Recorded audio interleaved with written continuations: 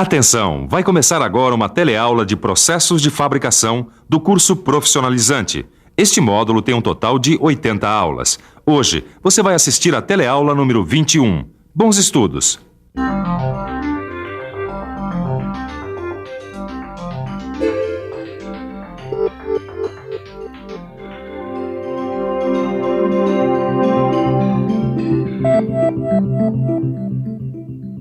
No Telecurso 2000 Profissionalizante, os processos de fabricação que você estudou até agora foram principalmente os do tipo metalúrgico, como a fundição, a laminação, a trefilação e outros.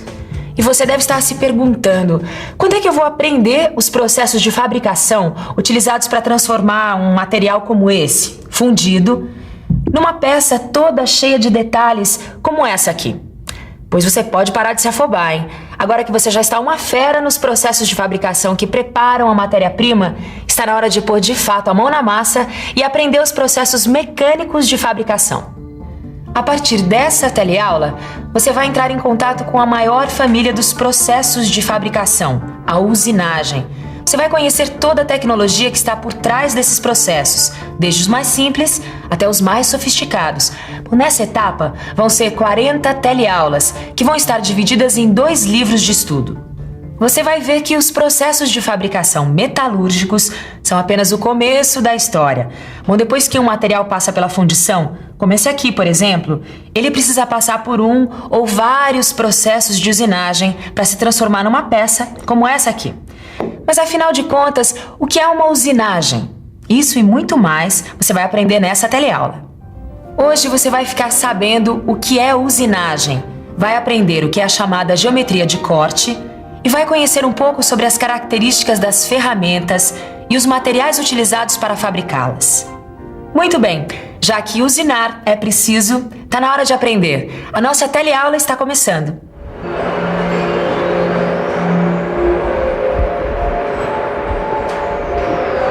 Eixos, anéis, discos, rodas, engrenagens, suportes, parafusos, carcaças, enfim. Vocês estão cansados de saber que todos os conjuntos mecânicos são formados por uma porção de peças. E sabem também que essas peças devem ter dimensões exatas e acabamento X para poder dar conta do recado. Pois muito bem, o que eu quero saber de vocês é, de um modo geral, quais são os 2 modos de se fabricar uma peça, qualquer peça. Você está falando de processos de fabricação. Já sei, Tito. A gente estudou isso num livro de processos de fabricação. O livro dizia o seguinte: as peças podem ser fabricadas de 2 modos. O primeiro é sem a produção de cavacos, como nos processos metalúrgicos, de fundição e laminação, por exemplo. Cavaco, você sabe, são lascas de metal. E o segundo modo é com a produção de cavacos. E a produção de cavacos é justamente o que caracteriza todos os processos de usinagem. Registrou aí? Usinagem são processos de fabricação com a produção de cavacos. Mais precisamente é o seguinte: usinagem é o processo pelo qual a gente modifica a forma de um material com a remoção progressiva de cavacos ou aparas, metálicas ou não.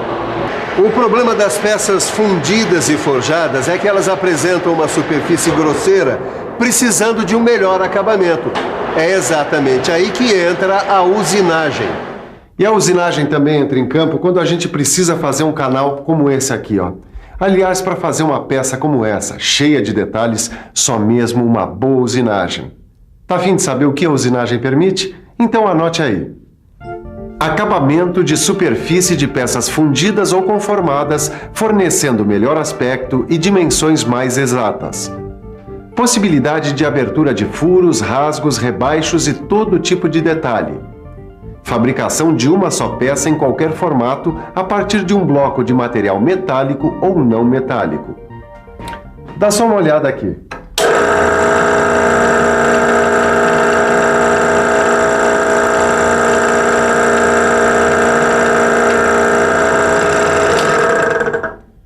A furação produz cavaco, ou seja, trata-se de um processo de usinagem. E qualquer usinagem é basicamente um processo de cisalhamento, ou seja, a ruptura da estrutura cristalina do metal por aplicação de pressão. É isso que acontece em todo o processo de usinagem.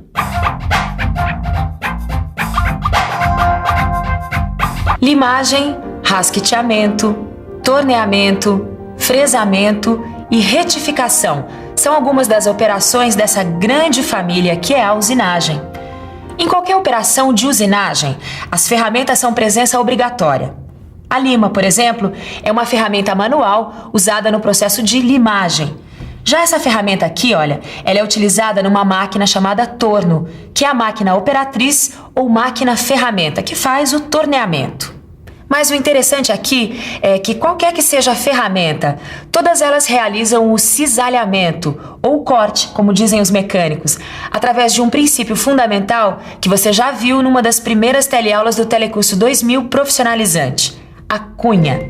Na talhadeira, na serra, na ferramenta do torno, enfim, a cunha marca a presença em todas as ferramentas de corte.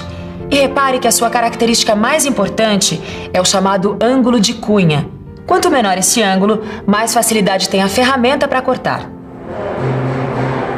Tudo bem, Silva. Quanto menor o ângulo da cunha, mais a ferramenta corta. É legal. Mas também é fácil perceber que quanto mais agudo for o ângulo, menos resistente a ferramenta. Como é que é isso? Peraí, que essa eu respondo, Caio.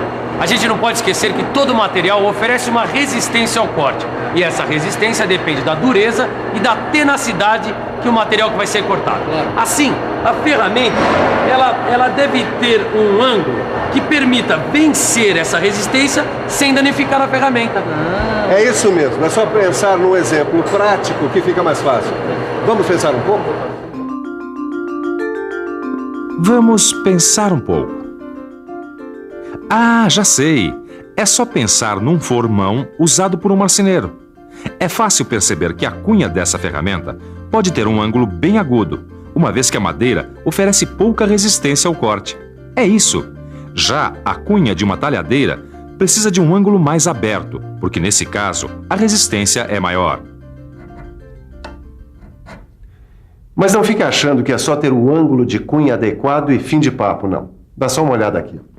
Essa operação chamada rasqueteamento eu posso fazer com a ferramenta nesta posição ou nessa posição aqui.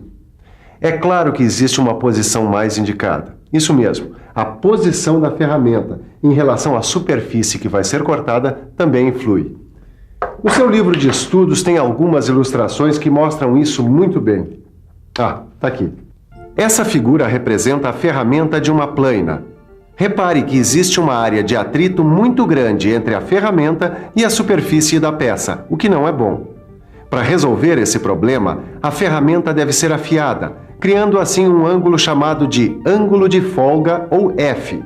E além do ângulo de cunha C e do ângulo de folga F, tem ainda outro ângulo muito importante, que tem tudo a ver com a posição da cunha.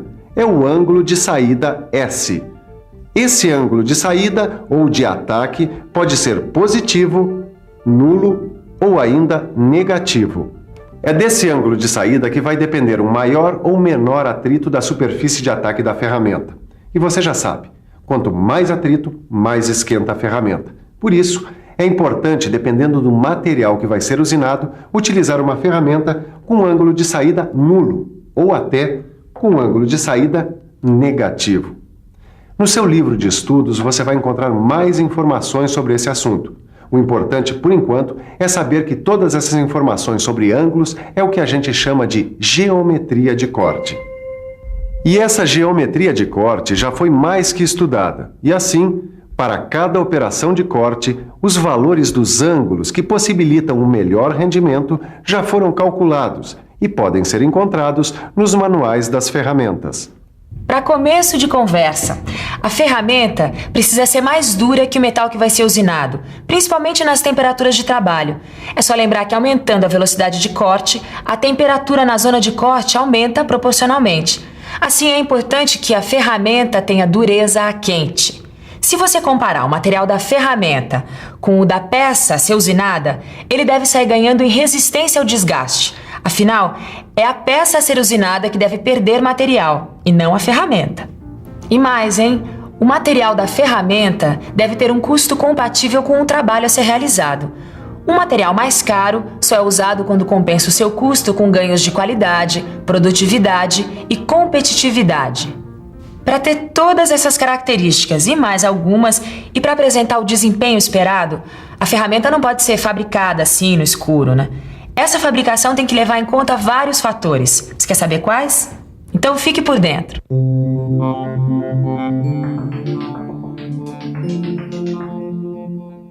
Na hora de produzir uma ferramenta, deve-se levar em consideração os seguintes fatores: a natureza do produto a ser usinado no que diz respeito a seus custos e precisão, o volume da produção, o tipo de operação, os detalhes de construção da ferramenta, o estado da máquina-ferramenta e as características do trabalho. Quer dizer então que todas essas ferramentas foram fabricadas levando em consideração todos esses fatores? Claro, e mais, essas ferramentas podem ser fabricadas com vários materiais. Essa talhadeira, por exemplo, é de aço carbono. Essa broca aqui é de aço liga. Exatamente, os aços ligas médios, como são chamados, são bons de resistência ao desgaste. Aí tem também essa ferramenta de torno aqui, que é de aço rápido. Aí de liga não ferrosa, tem alguma? Tem sim. Essa aqui, por exemplo. Tá vendo? Elas são boas pra quê, Silva? Elas são boas de se trabalhar em altas temperaturas. Dá uma olhada aqui. Essa aqui parece que tem uma espécie de pastilha presa nela. Sim. Essa é a pastilha de metal duro ou carboneto sinterizado. Agora, vocês sabem para que tipo de serviço ela é boa? Não. E você em casa quer saber? Pois então dê uma olhada no seu livro de estudos, que lá você vai encontrar informações detalhadas sobre os materiais com os quais as ferramentas são fabricadas e suas indicações. Mas antes, que tal uma boa revisada no que a gente viu hoje? E atenção, se liga aí que é hora da revisão. Na teleaula de hoje, você aprendeu que a usinagem é um processo pelo qual se modifica a forma de um material pela remoção progressiva de cavacos ou aparas. Aprendeu que as ferramentas são fundamentais nesse processo e que o corte é executado pelo princípio fundamental da cunha. Ficou sabendo o que é ângulo de folga, ângulo de cunha e ângulo de saída ou ataque, que representam o que é chamado de geometria de corte. Por último, aprendeu que para fabricar uma ferramenta é necessário levar em consideração uma série de fatores e que essas ferramentas podem ser fabricadas de vários materiais. E aí, você gostou, não é mesmo? E olha que esse só foi o primeiro passo, hein? A gente ainda tem muita usinagem pela frente. Na próxima teleaula, por exemplo, a gente vai falar sobre os parâmetros de corte. Mas para chegar até lá, sem dúvidas, é bom você dar uma boa estudada no seu livro, hein? Espero você na próxima teleaula. Tchau!